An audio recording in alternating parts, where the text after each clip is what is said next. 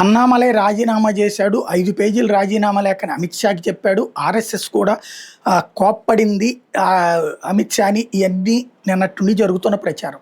అన్నామలైని వచ్చి రాష్ట్ర నాయకత్వం తీసుకో అన్నా అంటూ తమిళనాడులో పెద్ద ఎత్తున పోస్టర్లు, రెండో పక్కన రజనీకాంత్ అభిమానులు అన్నామలై నాయకత్వంలో పనిచేయడానికి సిద్ధంగా ఉన్నామనే పోస్టర్లు ఇవన్నీ నడుస్తున్నాయి తమిళనాడులో.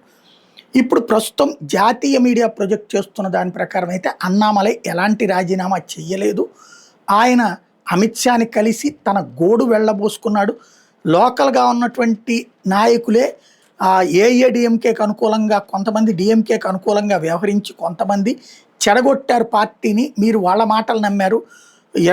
మొన్న 24లో జరిగిన పార్లమెంట్ ఎన్నికల్లో నాకు ఇచ్చారు పూర్తి స్వేచ్ఛ. ఆ ఇచ్చినటువంటి సందర్భంలో 14.5% ఓట్లు వచ్చి గెలవలేకపోవడం, నేను కూడా ఓడిపోవడం మాట వాస్తవమే.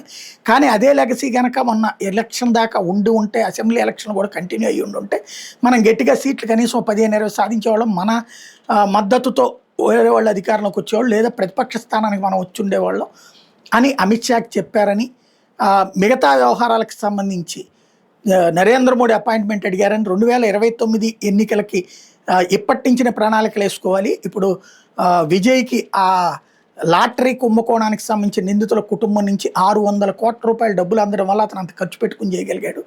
మనకి ఇక్కడ మన జాతీయ పార్టీ మనం ఏం డబ్బులు తీసి ఖర్చు పెట్టాం.